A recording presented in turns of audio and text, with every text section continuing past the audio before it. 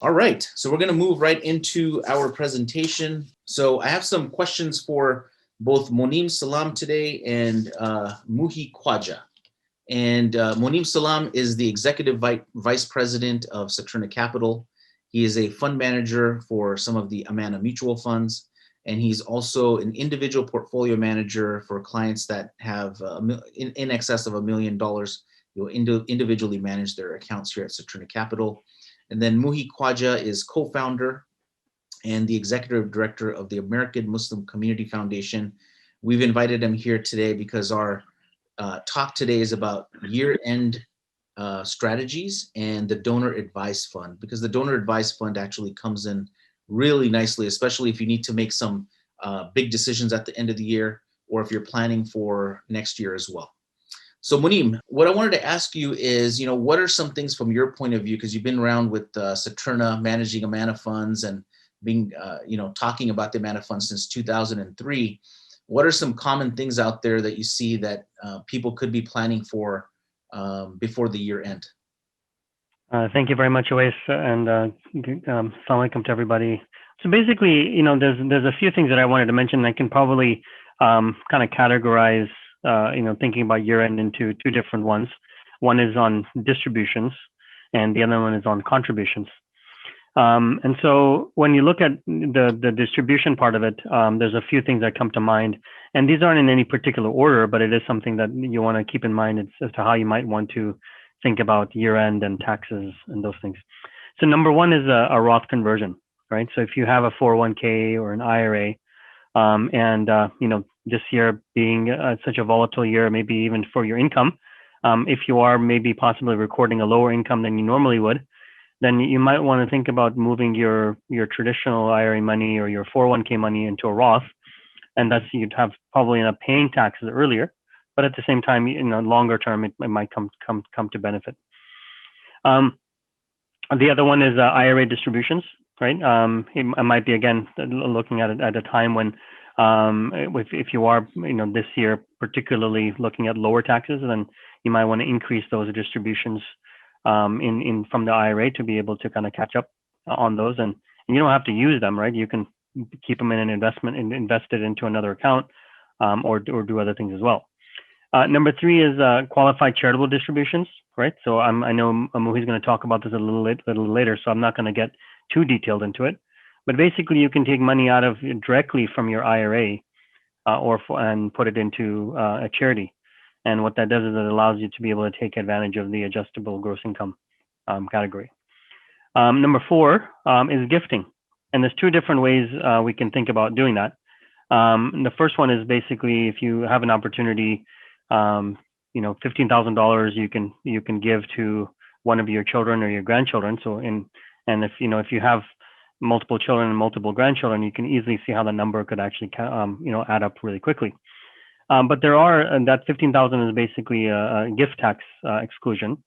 The other way you can actually give more than that, actually, just maybe if your children or your grandchildren are in college, just offer to maybe just pay for all of that as well. That was on the distribution side. Then on the contribution side, you have to kind of look at it in a different way. And that is that you might want to make a calculation to see how much money you've put into your 401k and your Roth or your traditional, and then maybe try to catch up for the rest of the year.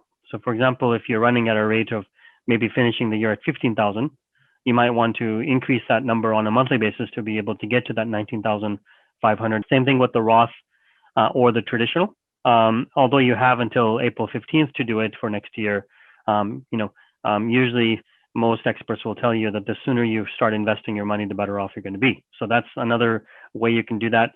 And then the third one, as far as this year's concerned, is that if you do have an option for a high deductible policy, then a health savings account is another good option for you to be able to put money into and be able to take advantage of the deductions and also the tax deferred growth.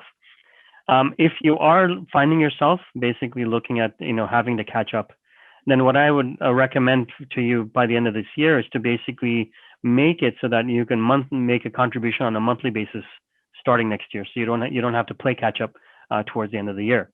It makes it a lot easier. It's dollar cost averaging, And if the markets are volatile like they were this year, then you get an opportunity to be able to invest your money at a lower market value.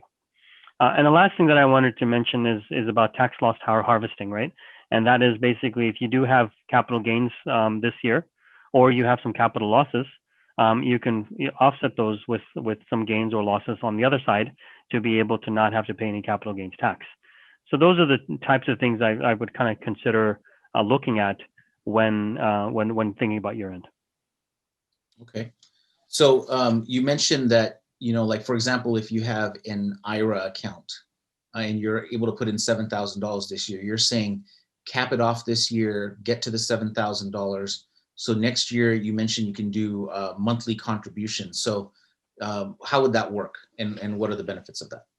Well, so like I said, so yeah, top it off for this year, and then sign up for a monthly contribution. And what that does is multiple things. Number one is it's basically set it and forget it, right? So once a year, all you have to do is maybe as the IRS increases the amount of money you can put into an IRA, you can raise it by that amount. At the same time, what it allows you is it gives you a better cash flow for the entire year. You know exactly how much is coming out every single month for these type of contributions. And the third thing, as I mentioned, is dollar cost averaging, right? And that is that, for example, if you had to play catch up now, you're already playing catch up with the market that's gone up, since the lows of March, very close to about 50% on the Dow. And so you want to try to take advantage of that if the market goes down next year, which markets always go up and down. So like the market is up now this part of the year, but if you would have looked at it in March or April, at any given point, it might have been down 10, 15, 20%. And interesting enough was, back in March and stuff, when we were talking about just strategies to implement, I think both of us had mentioned the idea of maybe trying to catch up for the rest of the year, even in March, so that, you could take advantage of the dip. But a lot of people can't do that because of cash flow reasons or not having enough money. But the next best thing would have been to be able to at least put some money in March or April. And then you would have easily done that automatically if you had something set up on a monthly basis. So when can qualified accounts, so like qualified accounts are tax beneficial accounts like education savings, health savings, IRA accounts. What is the last time somebody can contribute for 2020? Even though we're mentioning we should try to do it by end of year, what's the final time they can do it? It's by the time, so the tax deadline, right? So that's April 15th of next year. Okay, unless they change it again. Unless they change it. I don't think they will. Yeah, exactly. All right, and so you mentioned like giving gifts. You can do that through a minor account, 15,000 per person. What about an education savings account? What's the maximum there that people can put in this year? And do you have any other thoughts on that particular account? Yeah, so just as a recap, right? And the 401k allows you about 19,500. A Roth and a traditional allow you 6,000. HSA allows you 7,100.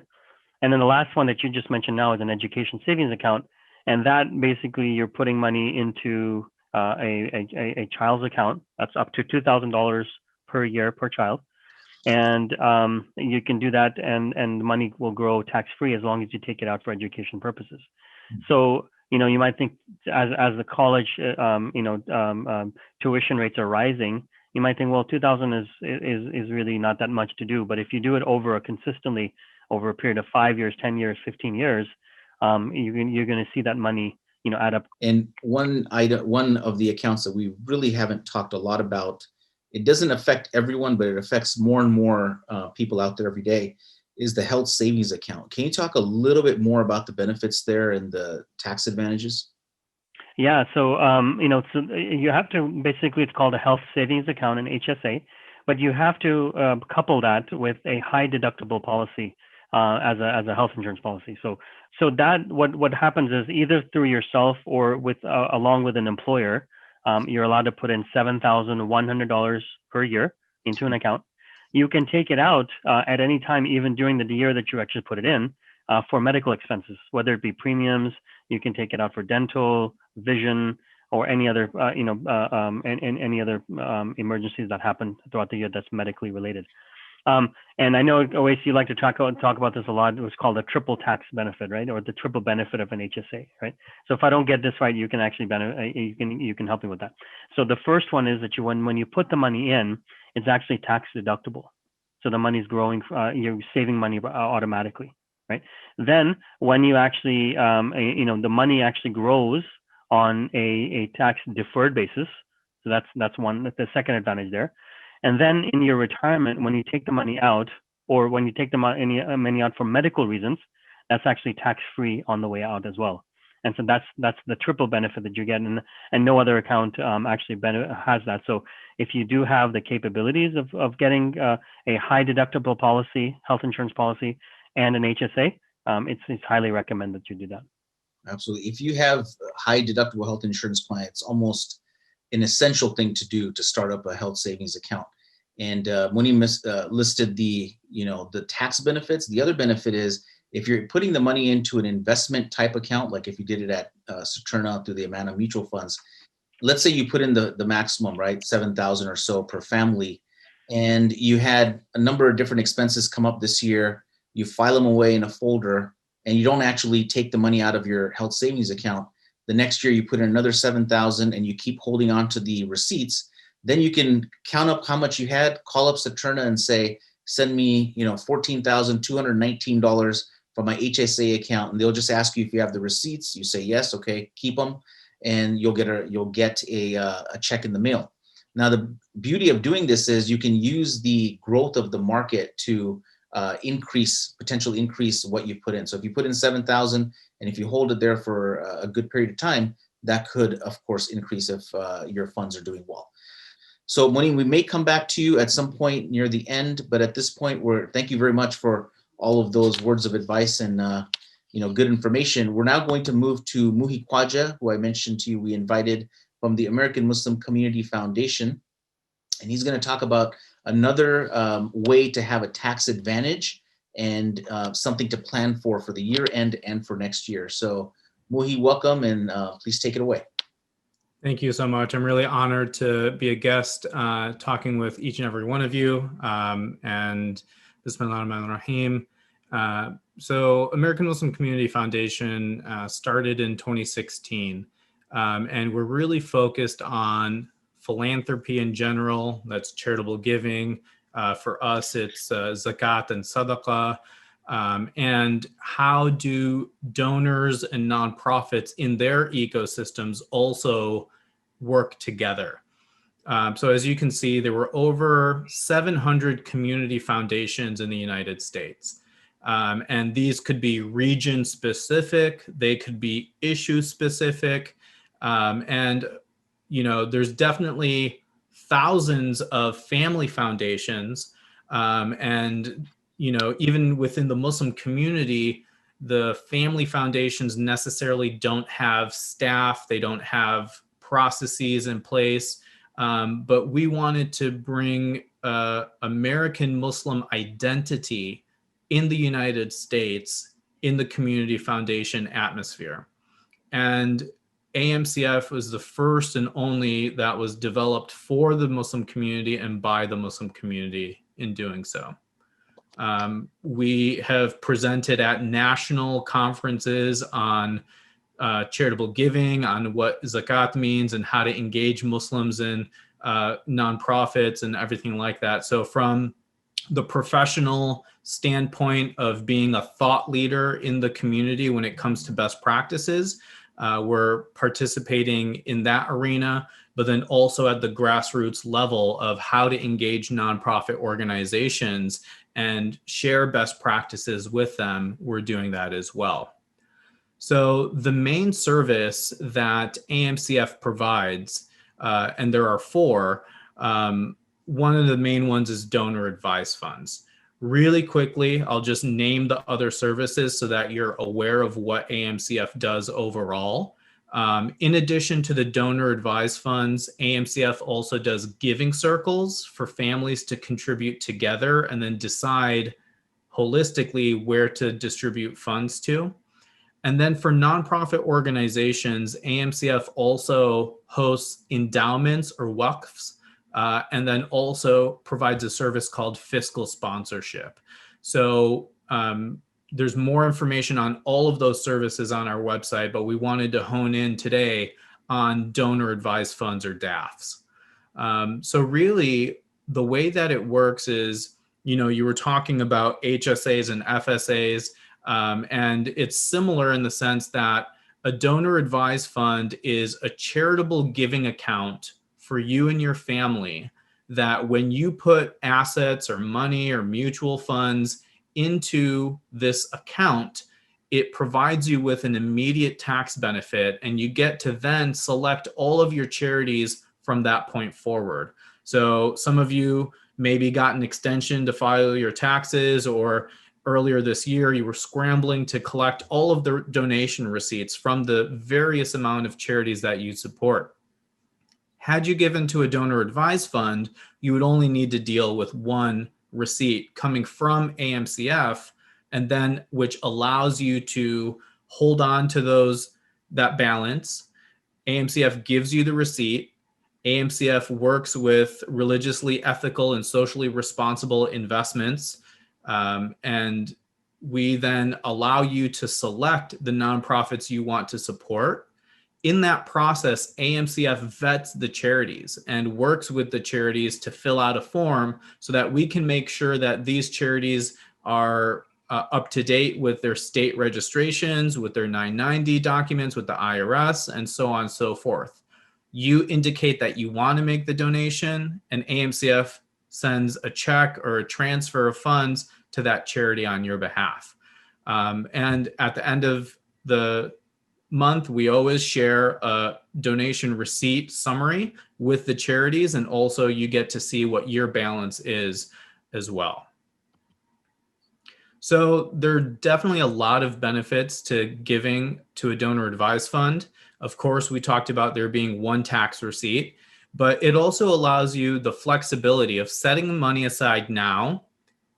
Maybe you calculate your zakat in Ramadan. Maybe you decide at the end of the year where you want to distribute to, but it allows you to plan your giving more effectively and efficiently. And the fact that you get the deduction when you make the gift and you receive the receipt from AMCF, you can still hold on to those assets in your donor advised fund throughout the year, pass it on generation to generation, and you get to grow your balance tax-free by investing for future charitable giving growth. Again, you get to lean on AMCF's expertise as we work with nonprofits every day, and we can help you as a philanthropic advisor find different causes to support. Again, you get to mention how much of your charitable giving is zakat or sadaqah. We can keep track of that for you. As some of you know, you can calculate your zakat, but then you have 1 year to distribute it as well. So we provide you with that flexibility and ease of mind to make sure that you're distributing the right amount and looking at multiple charities to give to as well. So I mentioned we vet the charities that we work with, and then you can name your DAF after a loved one to honor someone in your family. You can name it after your family. You can still call it a family foundation, but this allows you to set up multiple Sadaqah Jariyah projects through one entity, and we can help you research whether it's a water well that you want to establish in a developing country or a school that you want to build. We can help you analyze which countries at what cost point and everything like that. And finally, you get to pass the balance on to your kids, or you can identify beneficiary organizations to partner with your will to say that you want to distribute X amount or a percentage to a different charity through a donor advised fund. And a donor advised fund is very complementary to creating a trust, a charitable remainder trust or a charitable annuity trust that will allow you to also make charitable distributions more efficiently. So this is something that Monem and Owaiz can probably speak to far more eloquently than I can. But in terms of being able to utilize the funds and assets that you have at Saturna and Amana Mutual Funds, you can essentially distribute all of your charitable giving through your appreciated assets. Let's say there's a great return on the market and it's been performing really well. You can donate appreciated mutual funds or stock that you've held on to for more than a year, and you get the current market value as your deduction. So you're being able to give more, because should you cash that out, you're going to be hit with a tax, the capital gains tax. So this allows you to use your appreciated assets, donate it to a nonprofit organization such as AMCF, and then distribute it to multiple charities after that. So you only need to make one request, and we work with you to give the fair market value on the date that it was transferred. And you can also then reduce any future capital gains tax by repurchasing at the current market value, should you also want to add more mutual funds into your portfolio after making a distribution. So here's an easy user case analysis. Many of us, we like to support multiple organizations, and maybe you give 500 here, 1,000 there, or 10,000 to other organizations.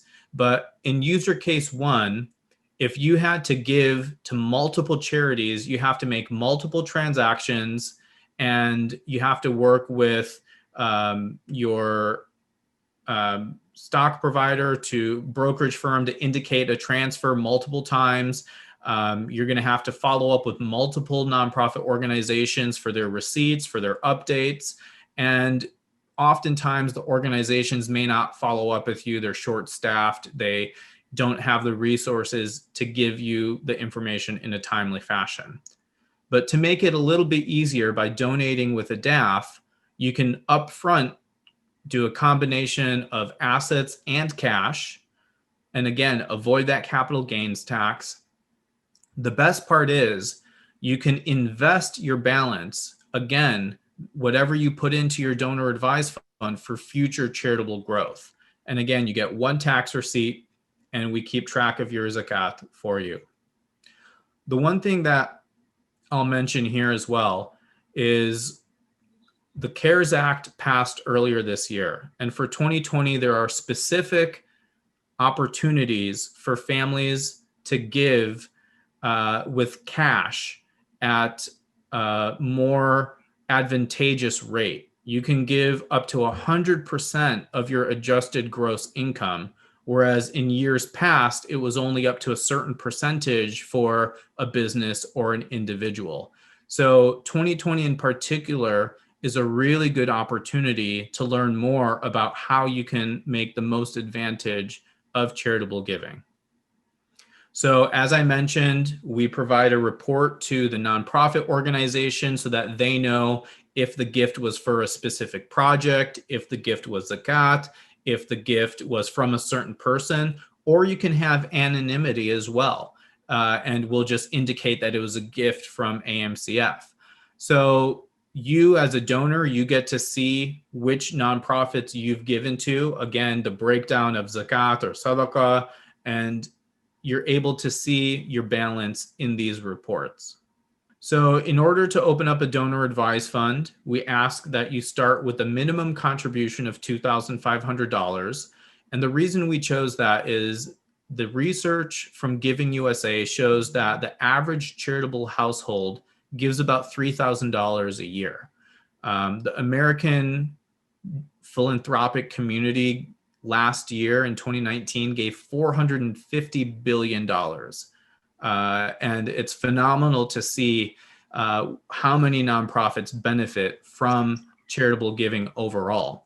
So our effort at AMCF, and through working and focusing on Muslim philanthropy, is to see how much of that charitable giving is done and impacted by the Muslim community.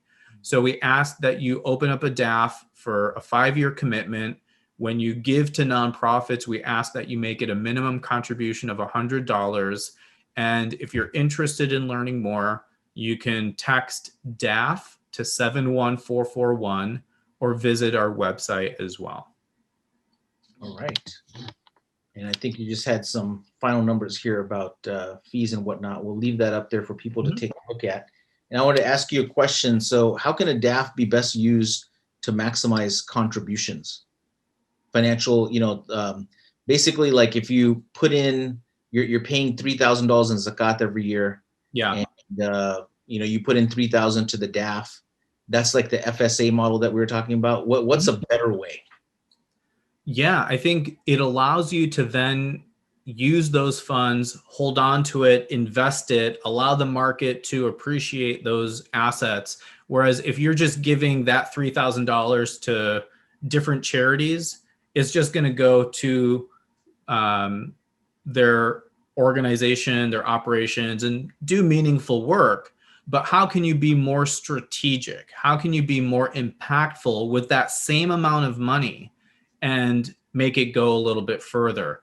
And that's by having a donor advised fund. That's by investing that balance for it to grow and appreciate and mature, and then make those contributions to the charities you want to support.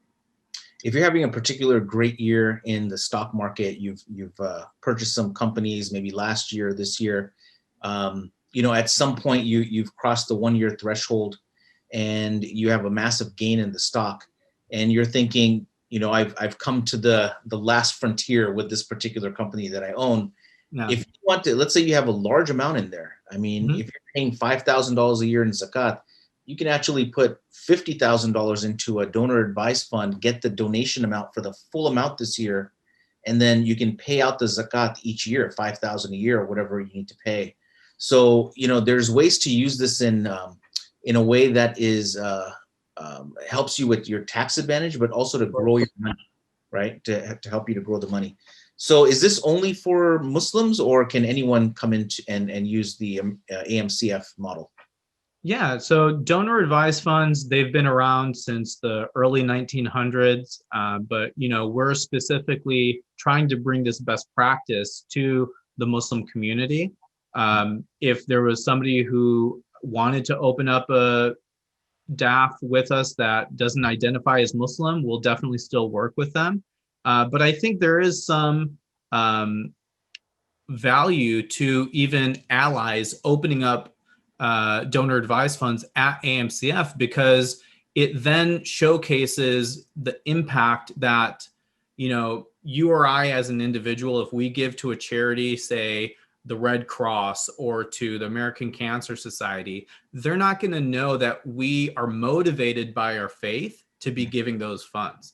But when they see a check coming from or a transfer coming from the American Muslim Community Foundation, it allows us to build more positive interactions with our community. So whether that's your local food bank, your alma mater, a hospital, and we definitely have people of other faith who are supporting AMCF, and we definitely value that allyship and partnership. So you mentioned a few different large organizations out there and some ideas like food pantries. How many different charities can a donor choose from at AMCF? That's a great question. And we have our vetting process, which I mentioned, but even today in our nonprofit directory, we have over 500 charities that have registered with AMCF. And let's say there's an organization that you give to that isn't in our database. The nonprofit simply fills out a form, and then we review that form and add them into the directory. Got it. Very good. Where does the money go? So if somebody puts in $5,000, where's that money going to sit? Yeah. So, as I mentioned, we have the ability to invest your contribution. And some families are straightforward. They say, we only want to use the DAF for the feature of consolidating our giving. And maybe they make their contribution to us right before Ramadan, and then we distribute all the balance within Ramadan, right? So there isn't that much opportunity to work with that specific family to invest. but many of the families have, on average, balances between $10,000 and $20,000.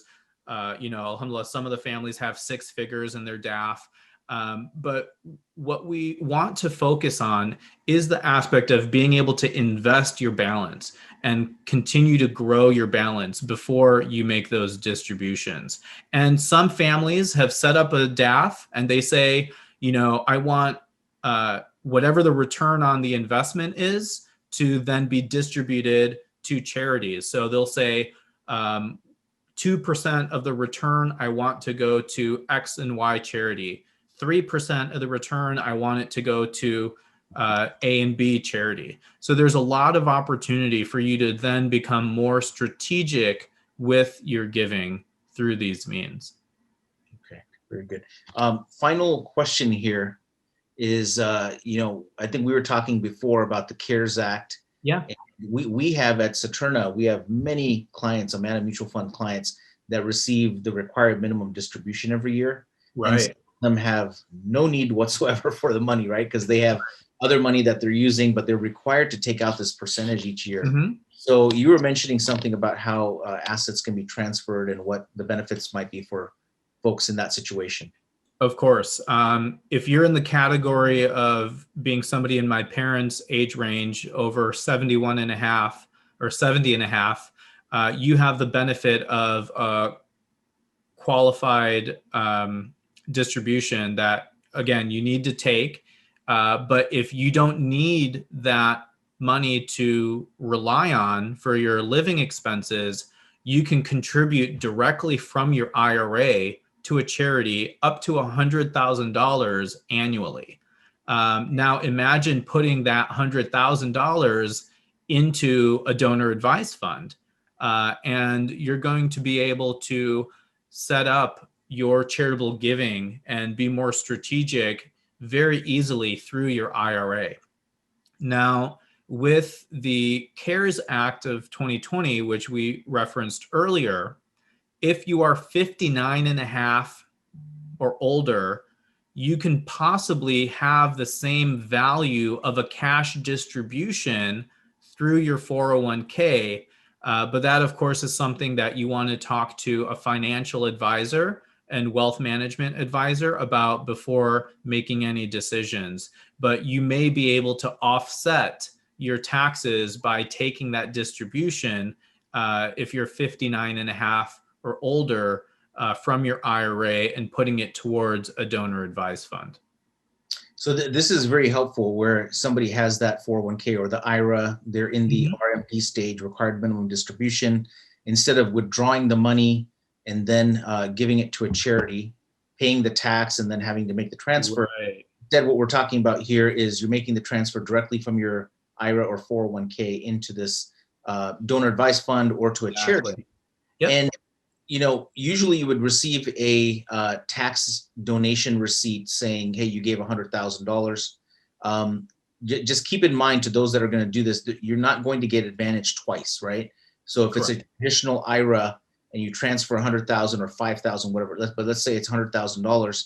When that 100,000 goes over, you're not paying tax on it. That is your tax advantage. You're not going to come back later and then say, by the way, here's $100,000 I gave. Give me a donation. A compensation for the donation. You've already had your compensation because you did not get taxed on that money. So just an important point, but definitely something that people should take advantage of. The reason why we had the performance numbers here is because AMCF has started using the Amana mutual funds as well. So if you open an account with them, you're going to get the advantage of having, some of the largest Islamically based mutual funds in the world at your service as well. Now, Monem, you're back with us as well. Monem and Muhi, do you have any final thoughts on any of this that we've talked about today? And then we'll go to questions from our audience. Yeah, no, thank you, Muhi, for making that presentation. That was really beneficial for our audience. I think the only thing that I would say is that we still have about a month, 2.5 months before the end of the year. But I think probably not the best time to start. It's going to be it's not good to be able to start in December. You do need to be able to start planning for now.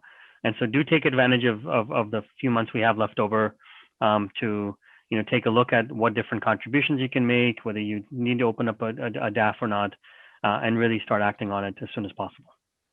Of course. And just as Owaiz had on the slide, we work with over 85 families across the country who have donor advised funds with us.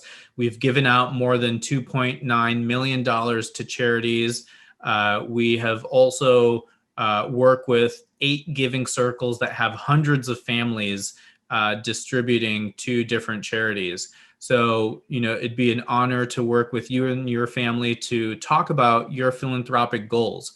Look at the legacy that you and your family want to leave, and how we can utilize your wealth and your assets to be part of that conversation. So happy to answer any questions that you may have.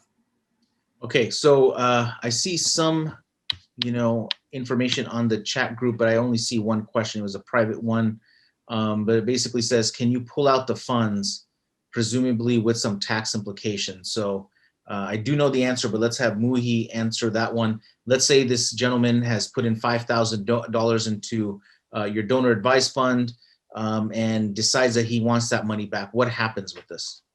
Yeah, so the relationship that exists between a donor advised fund and the individual is that in legal terms, since AMCF is providing you with the tax deductible receipt, is you have given those funds to AMCF to manage on your behalf.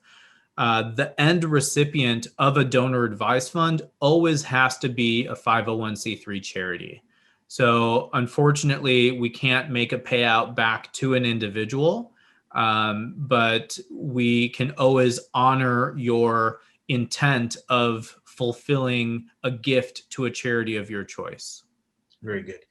Do we have any other questions from anyone? You mentioned that donation of appreciated stocks get tax deduction at current market value.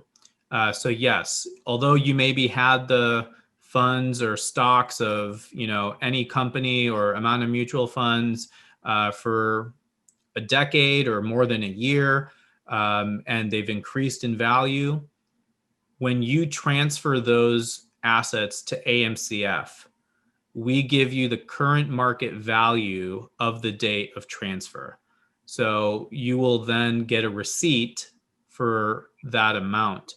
The way that we calculate our shares is the average of the high and low based on the open and close, and your tax advisor will be able to give you the exact amount. So our receipt will say you provided X amount of shares of whatever fund or stock, and then we will give you a receipt that indicates the high and low of the day of transfer. So as we're wrapping up, just keep in mind that we'll be doing this every single month. And if you have particular types of topics that you'd like for us to get into, please do let us know. You can email me at omd@saturna.com.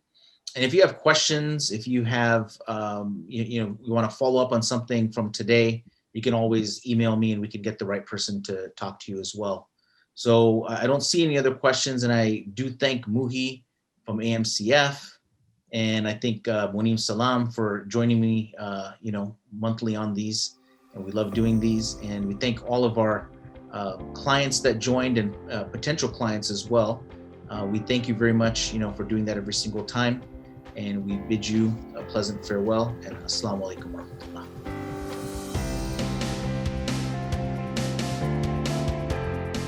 Performance data quoted herein represents past performance and is no guarantee of future results. Investment return and principal value of an investment will fluctuate so that an investor's shares, when redeemed, may be worth more or less than their original cost. Current performance may be significantly higher or lower than data quoted herein.